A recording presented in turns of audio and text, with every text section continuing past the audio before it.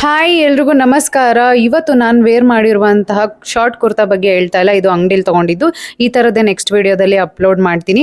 ಇವತ್ತು ಪ್ಯಾಂಟ್ ಬಗ್ಗೆ ಮಾತಾಡ್ತಾ ಇದ್ದೀನಿ. ಎಸ್, ನೀವು ಲಗ್ಗಿನ್ಸ್ ಯೂಸ್ ಮಾಡೋದಕ್ಕಿಂತ ಈ ಒಂದು ಪ್ಯಾಂಟ್ನ ಯೂಸ್ ಮಾಡಿ ಎಲ್ಲದಕ್ಕೂ ಸೂಟಬಲ್ ಆಗುತ್ತೆ. ಆ್ಯಂಡ್ ಲಗ್ಗಿನ್ ಆದರೆ ನಿಮಗೆ ಇಚ್ಚಿಂಗ್ ಆಗೋದು ಆ ಥರದ್ದೆಲ್ಲ ಆಗುತ್ತೆ.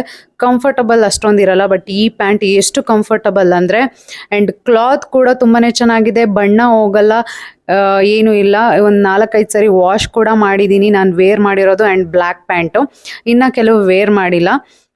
ಇದರಲ್ಲಿ ಒಂದಿಷ್ಟು ಇಷ್ಟ ಆಗಿ ಕಲರ್ಗಳನ್ನ ತರಿಸಿದ್ದೀನಿ. ಈ ಪಿಂಕ್ ಕಲರ್ ನೋಡಿ, ಆ್ಯಂಡ್ ಒಂದು 4ರಿಂದ 5 ಕಲರ್ ತರಿಸಿದ್ದೀನಿ.